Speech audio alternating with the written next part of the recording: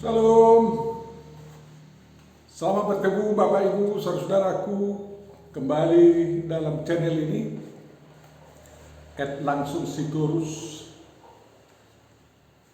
pada minggu ke-15 setelah Trinitas ini. Kita akan merenungkan firman Tuhan dari 1 Timotius 6 ayat 6 sampai 10. Dan untuk itu mari kita sambut penyertaan dari Tuhan kita. Damai sejahtera Allah yang melampaui segala akal budi manusia kiranya memenuhi hati dan pikiran Bapak Ibu, saudara-saudara di dalam Kristus Yesus, Tuhan dan Juru Selamat kita. Amin. Mari kita baca dari 1 Timotius 6 ayat 6 sampai 10. Apa dituliskan oleh Paulus di sana? Memang ibadah itu kalau disertai rasa cukup memberi keuntungan besar. Sebab kita tidak membawa sesuatu apa ke dalam dunia, dan kita pun tidak dapat membawa apa-apa keluar. Asal ada makanan dan pakaian cukuplah. Tetapi mereka yang ingin kaya terjatuh ke dalam pencobaan, ke dalam jerat, dan ke dalam berbagai-bagai nafsu yang hampa dan yang mencelakakan, yang menenggelamkan manusia ke dalam keruntuhan dan kebinasaan. Karena akar segala kejahatan ialah cinta uang. Sebab oleh memburu uanglah beberapa orang telah menyimpang dari iman dan menyiksa dirinya dengan berbagai-bagai duka. Demikianlah firman Tuhan yang akan kita renungkan, kita pahami dan akan kita hayati agar apa kehendak Tuhan dapat kita lakukan. Kita akan merenungkannya di dalam bingkai tema ibadah disertai rasa cukup. Dan tentu saja yang berbahagia adalah orang yang mendengarkan, memahami, menghayati, mengamalkan dan melakukan perintah dan firman Tuhan. Amin. Bapak Ibu saudaraku yang terkasih, setiap agama selalu mengajari umatnya untuk beribadah, yang artinya pertama-tama adalah memuja Tuhan di suatu tempat yang ditentukan oleh umat itu berkumpul. Di sana akan diperdengarkan firman Tuhan, nyanyian puji-pujian, terutama orang Kristen demikian beribadah. Umat Kristen sekarang kalau beribadah mereka menantikan pengampunan dosa dan arahan dari firman Tuhan untuk kehidupan umat Kristen sehari-hari. Lalu mereka akan mendapat berkat dari Tuhan untuk kembali ke tengah kehidupan sehari-hari agar mereka menjadi terang dan berkat bagi lingkungannya, bagi orang-orang lain, bagi keluarganya dan bagi dirinya sendiri. Itulah pemahaman yang biasa tentang ibadah. Kata ibadah itu berasal dari kata Ibrani abuda, yang abuda berasal dari kata ebed. Ebed artinya hamba, pelayan. Dan kalau abuda berarti pelayanan, pekerjaan yang dilakukan oleh hamba untuk menunaikan tugasnya itu setiap hari. Sehingga dari situ ada pemahaman ibadah berarti adalah pekerjaan kita sehari-hari di saat mana kita mengabdi kepada Tuhan kita, Yesus Kristus dan Roh Kudus, sekaligus melaksanakan tugas-tugas kita di rumah, tugas kita sehari-hari. Jadi semua yang kita lakukan itu bukan hanya memuaskan diri kita sendiri atau memuaskan hati orang lain, melainkan juga memuaskan hati Tuhan. Itulah ibadah kita. Ibadahmu adalah hidupmu sehari-hari, kata reformator kita. Bapak Ibu Saudara, kalau memang rutinitas dianggap itu ibadah, orang bisa merasa bosan dan mungkin tidak akan mau berulang-ulang melakukan ibadah. Tetapi kalau dari ibadah itu dirasakan ada keuntungan besar,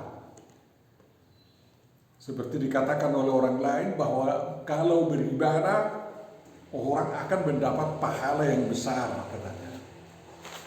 Jangan tinggalkan ibadahmu, kata Paulus. Memang ibadah kita bukan mau mencari pahala-pahala dari Tuhan, tetapi ibadah kita adalah sebagai ucapan syukur kita atas segala penyertaan, keselamatan, dan anugerah dari Tuhan kita yang telah dikerjakannya bagi kita sejak dunia diciptakan, dan terutama pada waktu penebusan yang dilakukan oleh Yesus Kristus dan juga penyertaannya melalui Roh-Nya, melalui firman-Nya, sehingga kita dapat berkehidupan yang baik di tengah-tengah dunia ini. Apa yang menjadi rasa cukup? Kata Paulus, ibadah itu akan memberikan keuntungan yang sangat besar apabila kita merasa cukup.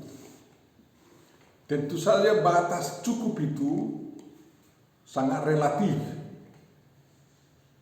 Di mana cukupnya? Tapi yang terutama adalah setiap ibadah dilakukan, ibadah itu menyenangkan umat dan sekaligus menyenangkan hati Tuhan. Baru cukup. Kalau timpang, tidak ada tindakan menyenangkan Tuhan di dalam ibadah, itu tidak cukup. Dan kalau hanya menyenangkan hati umat, itu tidak cukup. Jadi harus ada dua-duanya. Ibadah itu menyenangkan hati umat dan juga menyenangkan hati Tuhan. Itulah keuntungan besar. Kalau Tuhan senang, Dia tidak murka, tentu saja Dia akan memberikan berkat yang melimpah kepada umat yang beribadah dalam kehidupan sehari-hari. Dan kalau umat itu senang, dia akan bergembira dan bersukacita untuk melanjutkan pekerjaan-pekerjaannya sehari-hari itu, dan di mana dia akan mendapat berkat-berkat Tuhan yang terus-menerus, dan itulah keuntungan besar bagi umat atau orang yang beribadah. Bapak Ibu Saudaraku yang terkasih, tentu saja kecukupan yang kita harapkan adalah apabila tanggung jawab kita dapat dilakukan dengan baik. Jadi ibadah itu cukup kalau memang ada pemberitaan firman yang kita lakukan dengan baik, dan firman ini menjadi kehidupan yang menyegarkan, atau firman yang menyegarkan kehidupan bagi umat yang menerimanya. Bapak Ibu Saudaraku yang terkasih, Untuk diri sendirikah cukup? Tentu saja tidak. Juga untuk orang lain teman kita beribadah. Juga untuk umat di luar peribadahan kita. Dan juga untuk Tuhan. Jadi itu harus cukup. Jadi rasa cukup ini harus terus didalami sejauh mana kita dalam beribadah. Setiap kali ibadah cukup dulu sampai di situ, nanti akan disambung lagi untuk ibadah berikutnya, cukup untuk ibadah itu, dan kita bergerak dari cukup kepada cukup, kepada cukup, dan seterusnya kepada cukup dalam setiap ibadah yang dilakukan oleh umat Tuhan. Tentu saja dari rentetan cukup ini, umat akan merasakan perkembangan atau pertambahan berkat-berkat Tuhan. Dan itulah yang menjadi keuntungan besar bagi umat pengikut Yesus Kristus. Kalau tentang kebutuhan sehari-hari, pernah Yohanes Pembaptis mengatakan kepada prajurit-prajurit yang menanyakan apa yang harus kami lakukan kalau kami bertobat, katanya. Dan Yohanes Pembaptis mengatakan, janganlah merampas dan jangan memeras, tetapi cukupkanlah dirimu dengan gajimu, katanya. Itu dalam Lukas 3:14. Artinya kita harus berusaha cukup untuk kehidupan kita masing-masing dan kehidupan orang yang kita tanggung jawabi sesuai dengan jumlah uang yang kita peroleh secara legal atau dengan jalan yang baik. Jangan ada penghambur-hamburan dan jangan ada penggunaan yang tidak sepantasnya sehingga kita harus meminjam uang dari orang lain. Jangan. Jadi harus diatur perekonomian itu agar cukup. Di negara ini biasanya untuk menunjukkan bahwa uang cukup, ya, diadakan anggaran belanja dan pendapatan negara. Tapi sayangnya seperti bangsa Indonesia sekarang ini masih dalam anggaran itu ada utang yang dianggarkan. Untuk keluarga yang sehat atau negara yang sehat sebenarnya tidak perlu dalam anggaran kehidupan kita utang yang harus dibuat demi cukup untuk segala yang diperlukan dalam pembangunan atau dalam kehidupan kita sehari-hari atau dalam perjalanan keluarga kita, ya. Karena apa? Kita tidak perlu menjadi sama dengan 4 hal yang dikatakan pengamsal sebagai pihak yang tidak pernah mengatakan cukup, ya. Di sana di Amsal 30:16 dikatakan yang tidak pernah mengatakan cukup adalah dunia orang mati. Ya selalu asal ada orang mati telan aja, katanya. Dan yang kedua adalah bumi yang tidak pernah puas dengan air. Jadi air itu selalu turun dari langit, telan aja semampu mungkin atau alirkan ke sungai, ya, alirkan ke laut. Jadi bumi ini tidak pernah puas dengan datangnya air kepadanya, ya. Jadi tanah gurun selalu menantikan datang air, yang tidak pernah puas dengan air itu. Dan yang ketiga adalah rahim yang mandul, kata pengamsal. Karena apa? Dia selalu merindukan harus ada buah rahimnya. Sebelum ada dia selalu meminta-minta untuk dikerjain, kan kayak gitu. Makanya tidak ada kepuasan, tidak ada merasa cukup di sana. Dan yang keempat adalah api. Api itu selagi masih ada yang bisa dilap-lap, dimakan, dibakar, dia akan terus melakukan itu sampai berhenti sendiri. Jadi kita tidak perlu sama dengan itu. Kita tidak perlu sama dengan dunia orang mati, tidak perlu sama dengan dengan wanita mandul itu, tidak perlu sama dengan bumi yang selalu haus air ini, dan tidak perlu sama dengan api yang mau membakar itu. Tetapi kita harus menjadi ciptaan Tuhan, kembali kepada citra kita, bahwa kita bisa merasa puas dengan prestasi kita. Bapak, Ibu, dan saudara-saudaraku yang terkasih, dalam hal menjadi cukup ini tidak perlu kita seperti singa yang harus menerkam mangsanya untuk ada anak-anaknya. Jangan begitu. Seperti dikatakan di dalam Nahum 2:12 itu kan, singa itu menerkam mangsanya untuk diberikan kepada anak-anaknya. Jadi kita tidak perlu menerkam orang lain agar ada kita gunakan kepada semua yang kita tanggung jawabi dalam kehidupan kita. Tidak, kenapa? Kita mendapat tuntunan dari Tuhan untuk mengadai semuanya itu dengan jalan baik.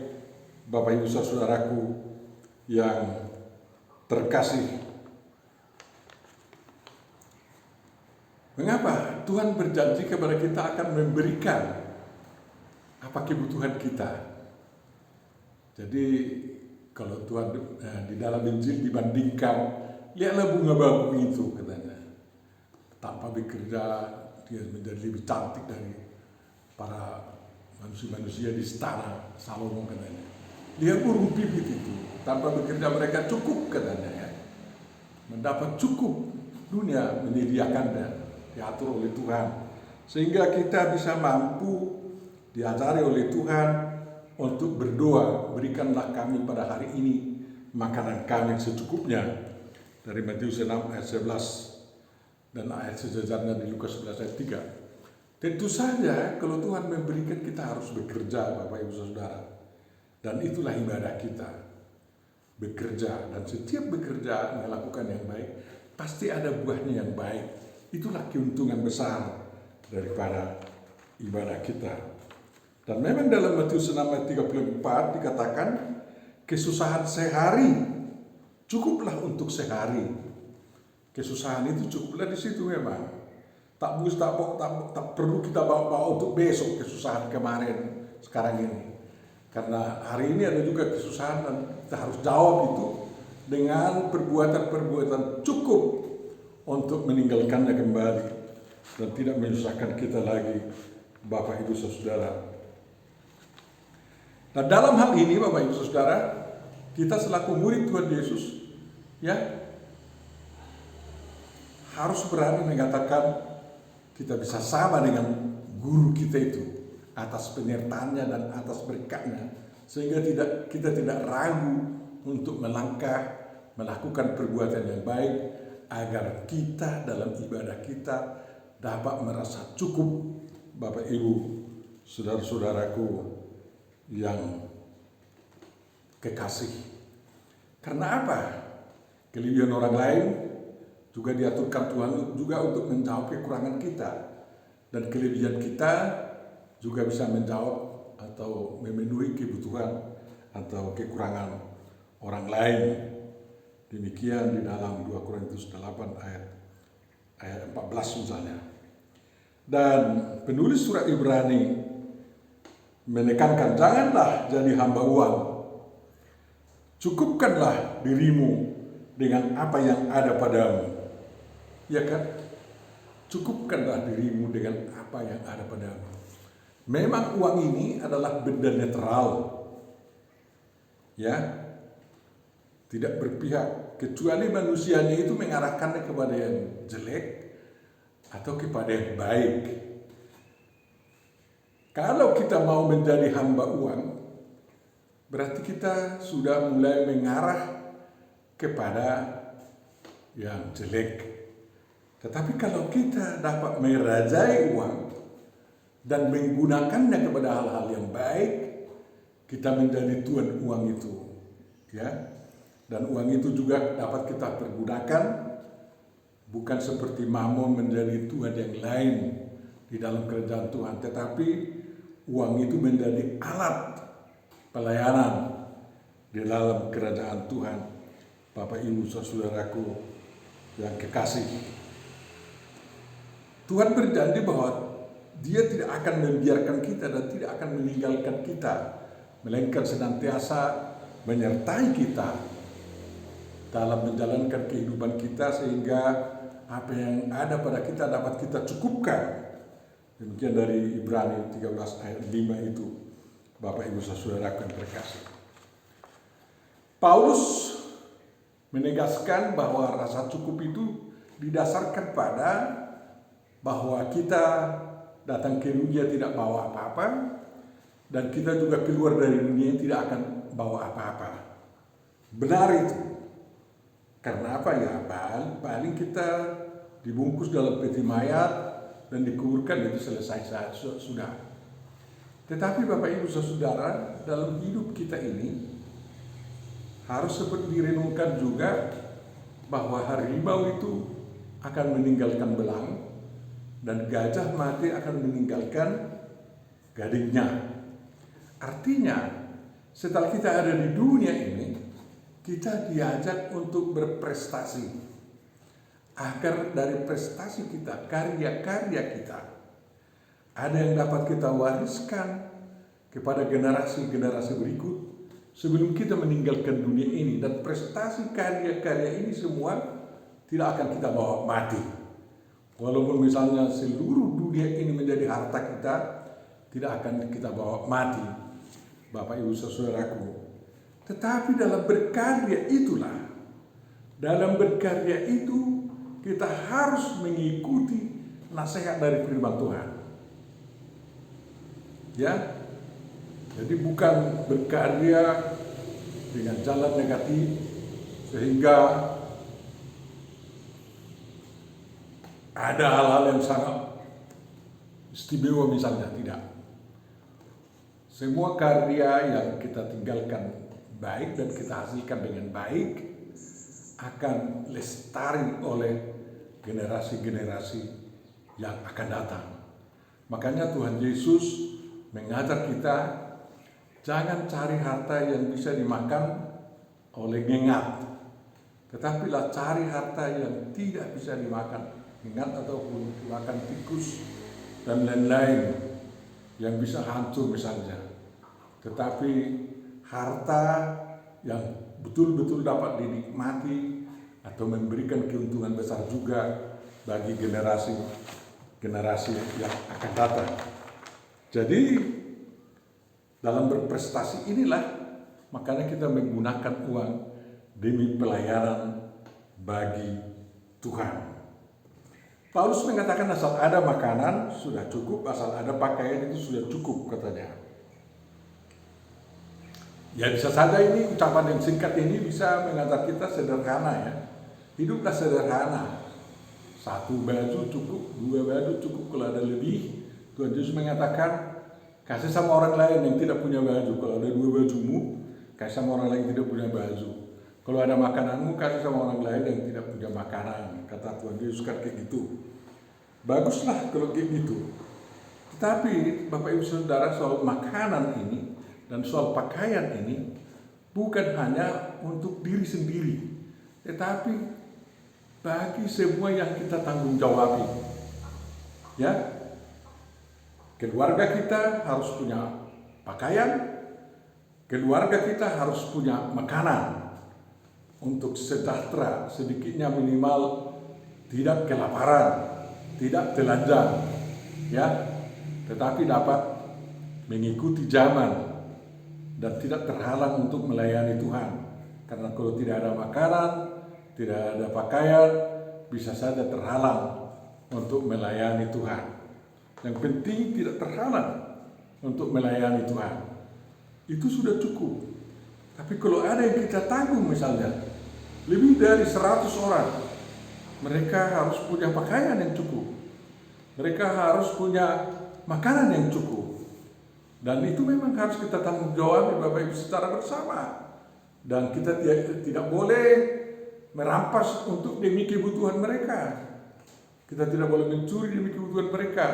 Tetapi atas tuntunan Tuhan, kita akan mengerjakan pekerjaan-pekerjaan yang baik agar mereka cukup makan, cukup pakaian demi kemuliaan Tuhan, Bapak Ibu Saudaraku yang terkasih. Jadi jangan terlalu pendek dipikiri satu pakaian ya cukuplah, sesuai nasi cukuplah, tidak begitu ya.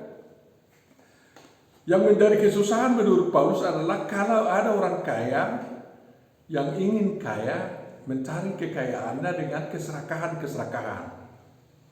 ya, menipu, berjudi dan lain-lain ya. Banyak sekali usaha-usaha yang tidak baik yang bisa membuat orang kaya, membungakan uang secara berlebihan. Bayangkanlah tokennya orang bendahara yang tidak jujur itu agar dia kaya dilakukan, dan orang bendahara yang tidak jujur sebelum dipecat berakal-akal lagi, kan kayak gitu. Itu masalah uang juga sebenarnya. Bagaimana kita? Bukan Paulus tidak menginginkan orang Kristen kaya, tetapi setiap orang Kristen kalau berusaha untuk kaya, janganlah dengan merampok, dengan menipu, dengan melakukan kekerasan, dengan merampas harta orang lain, tetapi dengan berusaha sebaik mungkin. Dia harus menyediakan modal, dan modalnya bergerak untuk membangun perekonomian yang membahagiakan orang lain dan juga membahagiakan dirinya sendiri, keluarganya. Ya, itulah yang diusahakan oleh para pengusaha sekarang. Dan para pengusaha, para pemodal itu mendirikan perusahaan di Indonesia bukan hanya untuk meniru keuntungan, tetapi memberikan kesejahteraan kepada buruhnya, memberikan kesejahteraan kepada lingkungannya, kebaikan kepada lingkungannya, dan juga memberikan kesejahteraan kepada kemakmuran negara dengan membayar pajak misalnya, dan banyak tanggung jawab yang lain. Ya gitu agar menjadi orang kaya. Jadi jangan cemburu melihat orang kaya yang bekerja dengan baik untuk kekayaannya. Kita sangat bersyukur kepada Tuhan kalau banyak orang kaya di Indonesia yang terus bisa mempergunakan modal kapitalnya untuk membangun Indonesia ini sehingga perekonomian Indonesia semakin baik, pengangguran semakin terhapus, dan lain-lain. Sungguh sulit negara kita misalnya sekarang ini harus membujuk-bujuk para orang kaya dan negeri yang lain untuk mendirikan pabrik-pabriknya di Indonesia. Sungguh sangat sial misalnya Tesla tidak mau membangun pabrik mobil listriknya di Indonesia. Karena apa?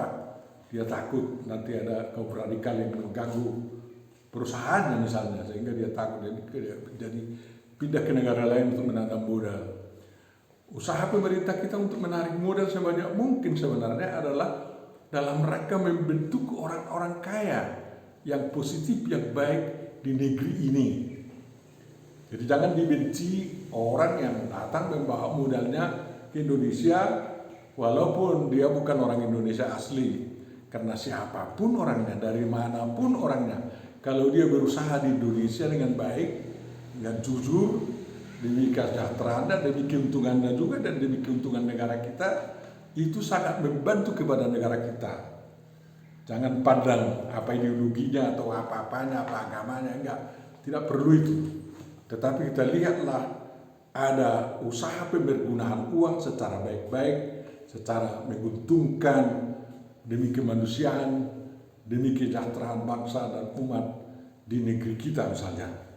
Jadi kita bukan tabu menjadi kaya, tetapi kita terus menuntun bangsa kita, umat Tuhan, menjadi kaya dengan jalan yang sangat baik. Yang mudah-mudahan semakin banyak orang Kristen yang kaya di Indonesia ini, terutama orang-orang yang pribumi, yang dapat kita andalkan ya untuk membangun bangsa kita dan tidak jatuh ke dalam dosa. Bapak Ibu, seperti diduga oleh Paulus bahwa banyak orang-orang kaya yang menjadi jatuh ke dalam dosa dan dikatakan menjadi sangat sebab oleh memburu uang lah kata mereka. Banyak orang kaya yang menjadi tenggelam, menjadi celaka, menjadi runtuh dan menimbulkan kebinasaan. Karena apa? Kekayaannya bukan karena berkat daripada Tuhan kita. Paulus mengingatkan kita agar kita juga jangan cinta uang, ya. Ya, kita harus juga pergunakan uang.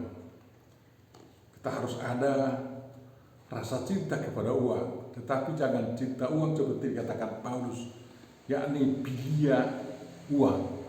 Ya, kalau ada nafsu kita memiliki uang, silahkan aja, itu positif, ya. Nafsu atau cinta eros kepada uang tidak apa-apa kok. Tetapi kalau sempat menjadi cinta agape kepada uang, ya berarti sudah menggantikan Tuhan menjadi dengan uang itu menjadi Tuhan kita. Tidak begitu. Paulus mengatakan memang bilia di sini mempergunakannya, ya. Artinya kita buat diri kita tidak bisa lekang dari uang itu, sehingga kalau nggak ada uang kita menjalankan hal-hal yang kurang baik demi uang kita, demi uang agar ada sama kita. Tidak bisa begitu, ya. Jadi